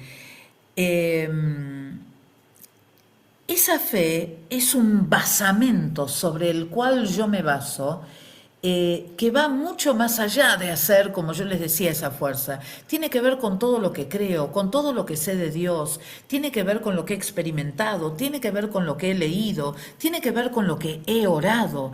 Y entonces esa fe a mí me sostiene para que realmente yo pueda vivir mi vida cristiana. Ahora, en el principio, esa fe va a ser simplemente creer ciegamente. A medida después que nosotros vayamos creciendo y vayamos madurando en el Señor, nos vamos a ir dando cuenta que la fe es mucho más que una esperanza, ¿no? Sino que es a través de lo cual Dios va a hacer la obra en cada uno de nosotros, ¿no? Y esa fe, así como dijimos que el arrepentimiento tenía una parte mental, una parte emocional y una parte que tiene que ver con la voluntad o volitiva, la fe también. ¿Por qué? Porque la fe no es, como siempre, o como algunas veces se nos ha dicho, un salto en la oscuridad. No es que, bueno, que sea lo que Dios quiera. No, no es así. La fe es ir en la luz, ir en la palabra, como les decía antes, conocer las escrituras, tratar que esas escrituras se hagan carne en nosotros, que nosotros nos apropiemos de ellas y que las conozcamos, y que como las conocemos, más y más estamos fundamentados en todo lo que el Señor dice acerca de sí mismo. ¿Cómo viene la fe? ¿Qué nos dicen en cualquier evento evangelístico? Por el oír. Sí, claro. ¿Y por el oír qué? ¿A mí? La palabra. Palabra de Dios. Exactamente, exactamente. Entonces, ¿usted quiere aumentar su fe porque es medio flojito? Lea las escrituras. ¿Usted quiere aumentar su fe? Estudie las escrituras. ¿Usted quiere aumentar su fe? Ore al Señor, pero haga su parte, ¿sí? Ahora, también una de las cosas que ocurre cuando las personas se arrepienten es que tienen como una alegría, un gozo, algo muy especial que los impacta en ese momento cuando ellos ya saben que han pasado de muerte a vida. ¿Y qué es lo que nos ocurre al resto de nosotros? ¿Por qué es que a veces no sostenemos ese gozo, esa alegría tan profunda que hay en nuestro ser? Y bueno, porque desconocemos o descuidamos la lectura de las escrituras, descuidamos nuestra relación con Dios, descuidamos ese acercamiento al Dios todos los días y en todo momento. Y bueno, y poco a poco es como que nos vamos alejando. Y eso es como que nos va apagando.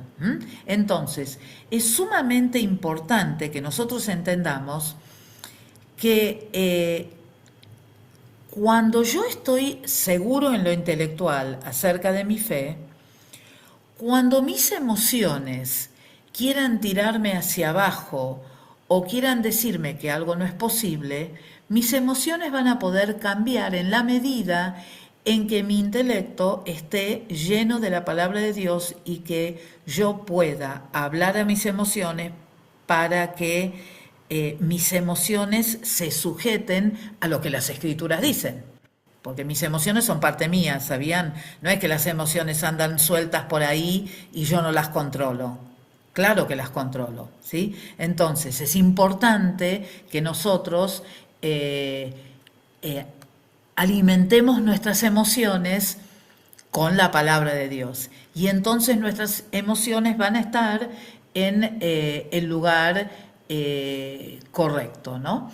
Así que eso es muy importante. Y después, el aspecto voluntario que tiene que ver cuando una persona se arrepiente, yo elijo arrepentirme y entonces elijo tener fe que Dios puede hacer la diferencia en mi vida, ¿sí? Entonces ahí es cuando hablamos acerca de la parte volitiva de la salvación, ¿sí? Porque estamos hablando de la salvación, no nos tenemos que olvidar. Ahora, fíjense ustedes que cuando las personas reciben a Cristo como su Salvador, es decir, cuando reciben la salvación, lo están haciendo por fe. ¿Por qué? Porque creen en aquello que Dios ha prometido y en aquello que Dios ha hecho y en la cual nosotros creemos. Ahora, esa fe que nosotros vamos a tener, por supuesto que está basada en la obra del Señor Jesucristo. Entonces, es necesario que nosotros entendamos que cuando nosotros llevamos a una persona al Señor, que todos estos elementos tienen que estar presentes, es decir, explicarles que nosotros por la fe no vemos al Señor, que nosotros vamos a recibir y que creemos, aunque no vemos, creemos igual, y esa es una capacidad que Dios nos da, que es la fe, etcétera, etcétera, etcétera. Ahora, nosotros sabemos también que cuando nosotros somos salvos, hay otra cosa que también ocurre instantáneamente en nuestras vidas. Y esa cosa es la justificación. Es decir, nosotros somos justificados delante de Dios. Ahora, ¿qué significa la justificación? Significa que lo que nosotros estamos haciendo es entender. Por un lado, estamos entendiendo que el sacrificio de Cristo es suficiente y que para que nosotros seamos justificados, lo que tenemos que hacer es aceptar que ese sacrificio que Cristo hizo fue suficiente, y eso se hace a través de la verdad. La justificación es una de las 95 tesis que Martín Lutero colocó sobre ese escrito en la Catedral de Wittenberg para venir en contra de un sistema que había en ese momento, que era el de la Iglesia Católica, y era que si yo quería recibir el perdón de Dios, lo que yo tenía que hacer era pagar una suma de dinero. Yo pagaba esa suma de dinero y con esa suma de dinero yo tenía asegurado mi asiento en el cielo.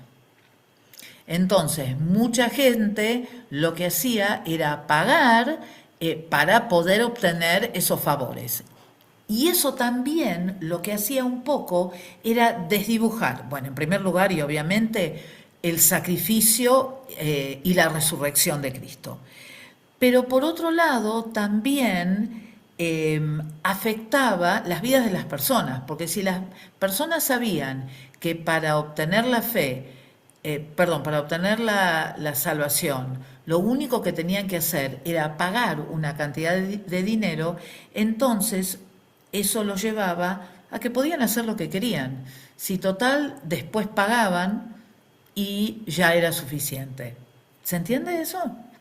¿Sí? Entonces, la justificación es una de las grandes verdades que acuñó Martín Lutero, pero solamente leyendo las Escrituras, ¿sí?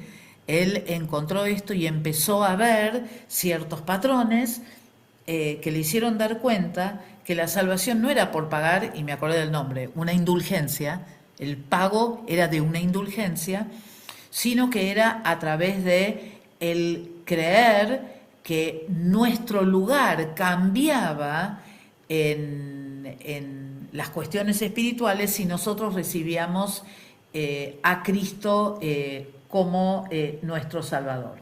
Ahora, cuando nosotros hablamos de la justificación, acá hay otra palabra que aparece que también es importante, que tiene que ver con la regeneración, ¿sí? Si nosotros desde el punto de vista animal hablamos de la regeneración, ustedes saben que hay ciertos animales que tienen la capacidad de regenerar partes de su cuerpo. Por ejemplo, las estrellas marinas y, por ejemplo, también hay como las lagartijas, ¿no? Lagartijas, ¿eh? Exactamente. Entonces, pero la regeneración en nosotros no tiene nada que ver con el crecimiento de algún miembro físico de nuestro cuerpo, sino que la regeneración tiene que ver con una parte muy importante de nosotros que tiene que ver con nuestro corazón. Cuando yo hablo de la justificación, lo que yo estoy diciendo es que yo estaba muerto en mis pecados, pero cuando recibí a Cristo como mi Salvador, pasé de muerte a vida. ¿Sí? Esa es la justificación. Y en cambio, la regeneración lo que habla es acerca de lo que ocurre en el corazón, no tanto con el lugar que voy a ocupar, sino con lo que pasa adentro de mi corazón. Hay cosas, y seguramente que si ustedes vuelven atrás, en el momento en que ustedes recibieron a Cristo como su Salvador, ustedes deben haber notado cambios en ustedes, como que había ciertas cosas que uno ya no quería hacer, le costaba no hacerlas, pero había en ustedes quizás esta cosa de decir, esto ya no está bien, esto ya no lo quiero hacer. Esto tiene que ver con la regeneración. Estamos de acuerdo, ¿no? Que ustedes se acuerdan cuando recibieron a Cristo como su Salvador y que iban ocurriendo estas cositas. ¿Pueden identificar lo que estamos diciendo? ¿Sí? ¿O no? Sí, totalmente, pastora. ¿Sí? ¿Sí? Bien. Sí. En el momento que aceptamos al Señor, estamos justificados, también viene la regeneración. Es todo Es más todo. o menos. Es todo, es todo. Lo que ocurre es que lo que estamos tratando de hacer ahora, todo esto ocurre en el instante en que nosotros abrimos nuestra mente y nuestro corazón a Él. Lo que nosotros estamos haciendo ahora es tratar de desgranarlo para entenderlo y además para saborearlo. Porque yo cada vez que hablo de estas cosas y mi mente va para atrás y me acuerdo de esos momentos, yo digo, wow, gracias Señor por esto. Me parece que alguien Pastora, está hablando. Florence, igualmente la regeneración es continua, ¿no es cierto?, en el ser humano, en el hombre. Bueno, sí. Hay muchas cosas porque después también vamos a hablar acerca de la santificación, ¿no? Y esa regeneración, y sí, porque en la medida en que nosotros vayamos reconociendo las partecitas de este corazón que tenemos que necesitan cambios, va a seguir ocurriendo. Porque la obra del Señor es continua en nosotros en tanto y en cuanto nosotros permitamos que esa obra sea continua en nosotros. ¿Se entiende? Porque es algo que tenemos que entender. Si nosotros voluntariamente no queremos, no va a ocurrir. Y por eso es que usted puede encontrar a creyentes de 20 a 30 años que están igual que cuando empezaron. O personas que les dicen, yo soy así. El que me acepta, y el que no, no. Vamos. Tenemos que ser transformados de gloria en gloria y de triunfo en triunfo. ¿Y cómo se logra eso? Y bueno, cambiando, entendiendo cuáles son las partes que necesitan ser cambiadas y cambiarlas y hacer la diferencia, ¿no? Así que gracias por ese aporte, Andrea, muy, pero muy pertinente, ¿no? Pastora, Sí.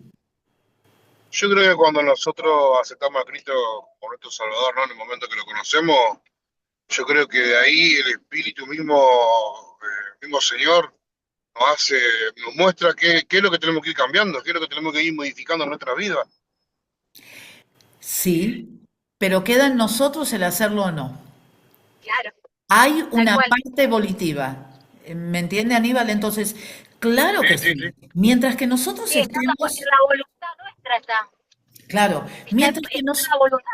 sí, mientras que nosotros estemos abiertos, sensibles a la voz del Señor, sensibles a su palabra, sensibles a lo que Él nos quiere hablar, siempre va a haber la oportunidad de un cambio en nosotros. Y por supuesto que nosotros nos apoyamos en las escrituras para esto, pero también hay algo que tenemos que entender y que si nosotros no lo queremos hacer, no va a ocurrir. No va a ocurrir y no va a ocurrir.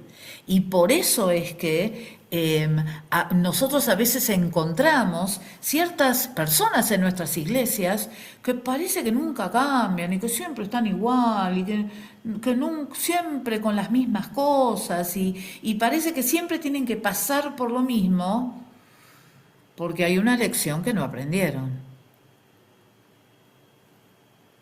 ¿no? Entonces, ahí está nuestro elemento. Por eso es que nosotros, cuando nosotros entendemos esto y cuando nosotros podemos comprender estas verdades espirituales, es muchísimo más fácil poder vivir nuestra vida cristiana. Porque si yo sé que no todo depende de Dios, sino que también depende de mí, entonces yo me voy a asociar con Dios para que Dios dirija mi camino, mi caminar, por supuesto, pero para que yo también le permita a Él hacer la obra que tiene que hacer en mí. Porque si no estamos, pero fritos, si me permiten esa expresión. Porque no va a pasar nada. No va a pasar nada porque hay una parte nuestra que, bueno, no quiero, no sé. Sí sé que la Biblia dice eso, pero yo no puedo. Pero también hay formas en que nosotros lo podemos hacer. Es muy fácil decir no puedo. Pero hay que hacerlo, igual. Y creer que uno lo puede hacer. Con la ayuda del Señor, por supuesto, con la ayuda de su Espíritu Santo.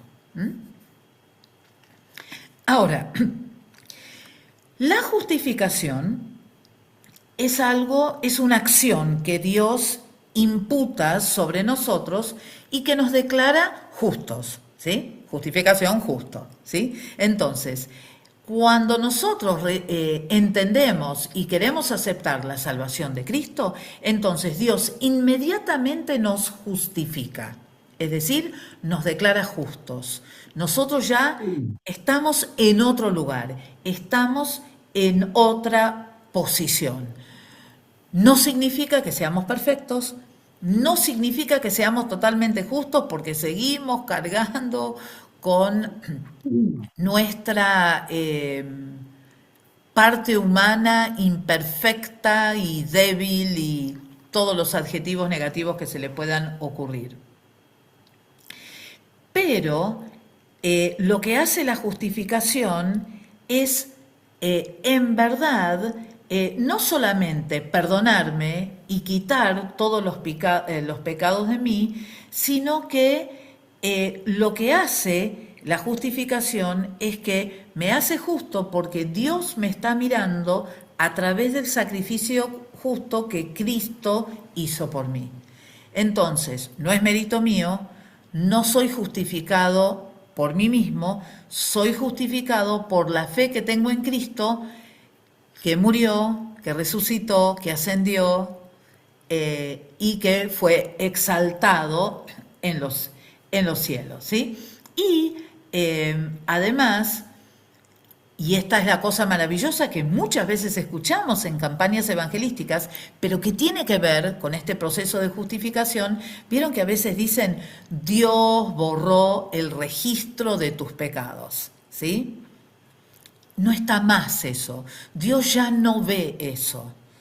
Entonces, si Dios no lo ve, ¿quiénes somos nosotros para seguir cargando con con la culpa o con el dolor de aquello que Dios ya no ve, ¿no?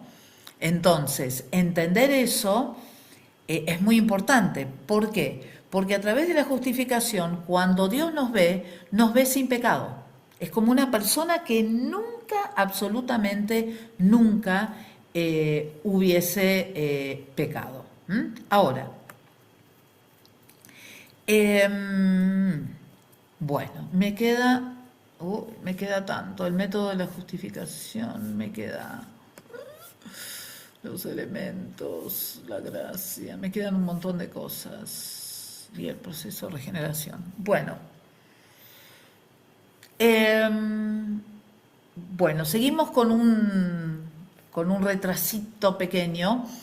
Igualmente yo les había pedido a ustedes que leyeran hasta la página, ¿cuál era? 215. 215. Bueno, no estamos tan mal entonces, a ver. No estamos tan mal. Perdón, hasta el punto donde la salvación y el proceso de la regeneración, hasta ahí. Ok, bueno, no estoy tan atrasada entonces. Les voy a pedir que para la vez que viene terminen todo el capítulo de salvación y que empiecen a hacer comparaciones con lo que buscaron acerca de las creencias de las otras iglesias, ¿sí? Comparaciones mentales, nada escrito. Por ahora estamos haciendo comparaciones solamente de ese tipo. Lo que probablemente haga para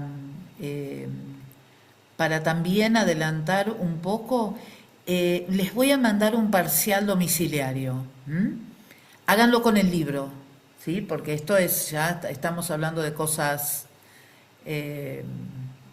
más complicadas, más complejas. Entonces prefiero hacer un primer parcial domiciliario, que lo hagan con el libro, con sus notas, y después vemos de hacer un parcial acá todos juntos. Perdón, Flores, ¿leemos hasta el capítulo 6 donde dice la doctrina del Espíritu Santo? Sí. Ok. Terminan el capítulo. Eso iba a preguntar. Terminar el capítulo de salvación, ¿sí? Y les mando en la semana un parcial domiciliario. ¿Les parece? Bueno, no, seguro que no les parece, pero... Perfecto. Sí, la comparación que nos pide Flores, ¿la hacemos en grupo o...? Sí, aprovechen el grupo para ir discutiendo. Sí, claro, claro que sí. Miren, un cuadro comparativo. pueden hacerlo como cuadro comparativo y les digo más, no estaría nada mal que hicieran el parcial en grupos.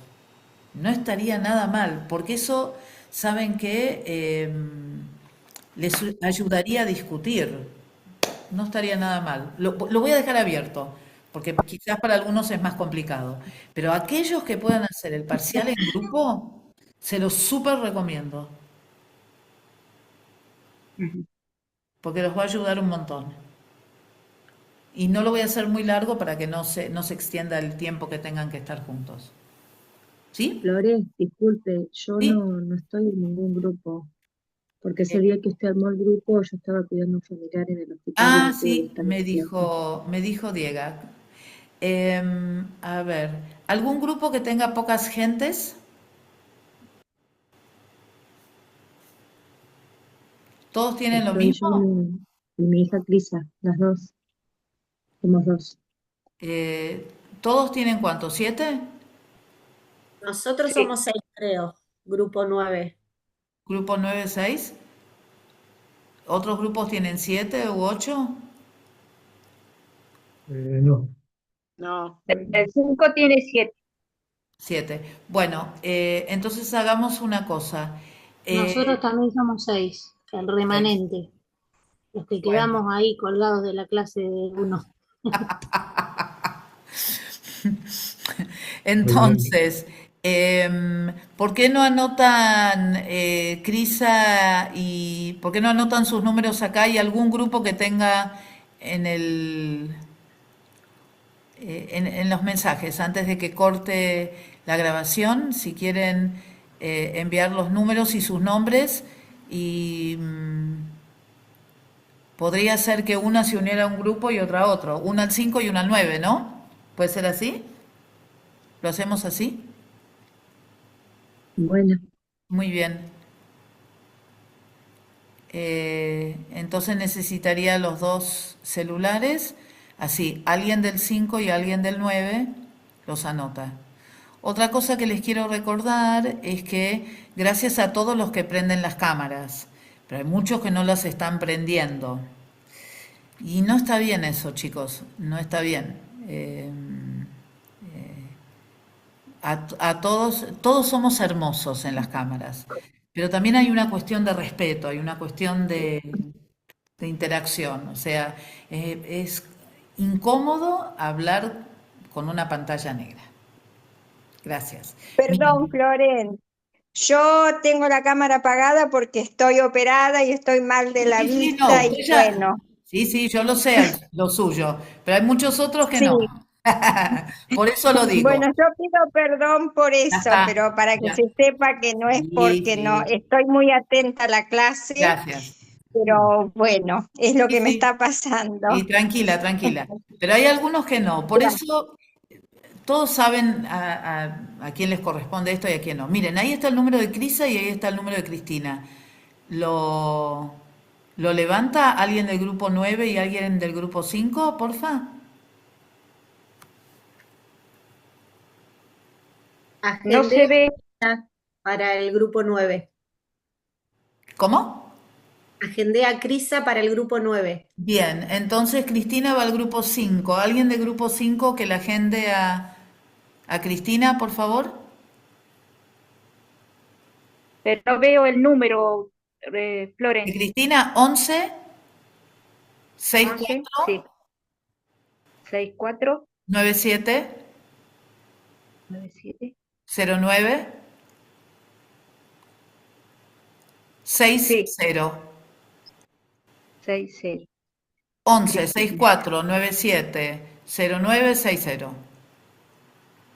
Bien, Bueno, muy bien. yo Bueno, Pero Cristina. Flores, una sí, pregunta. Sí, sobre el libro. Yo lo he buscado el libro, ¿no? Y aparece como versión volumen uno, volumen 2. ¿Es el mismo sí, libro? ese es. Ese es el más nuevo. Estoy en el volumen En el 1. volumen 2. Yo estoy en el volumen 1 todavía. Al Ah, final del volumen 1. pero es un libro siempre, no, no son dos libros, digamos. No, es el mismo libro dividido en dos partes porque era muy caro de encuadernar. No, ya ni me acuerdo las razones por qué lo hicieron así. Antes eran tres. Ah, pero entonces habría que comprar los dos libros, digamos, porque aparece Eh, como volumen uno y volumen 2. sí, Yo entonces pensé sí. que el volumen 2 era simplemente, yo pensé que el volumen 2 era algo más actualizado, algo, No, no, no, no, una no. versión. No, los dos, el volumen 1 y el volumen 2 están actualizados, lo que pasa es que están divididos en dos partes. Pero el PDF que mandaron, yo hice imprimir el PDF que ustedes Sí, mandaron. sí, sí, está perfecto. Eso es. Ahora, yo tengo de la anterior, de hace 2 años atrás, cuando empezamos recién, el primer año. Es el mismo. Ah, ¿es el mismo? ¿Por qué no lo encontraba? Ahí lo buscaba y no lo podía encontrar. Ah, bueno, y si no, pídale a Graciela el nuevo, porque ella también tiene el nuevo. Sí, debe ser el PDF que ustedes mandaron. Sí, sí, es ese. Pero, Es pero yo ese tengo el mismo. anterior. Ah, ok. Estoy con el PDF, pero entré a buscar el libro y como me aparece así, me aparecen dos libros, Sí, sí, volumen sí, uno, volumen no 2. Quería sé cuál es saber. la razón. Para Está bien. nosotros son dos. Así que bueno,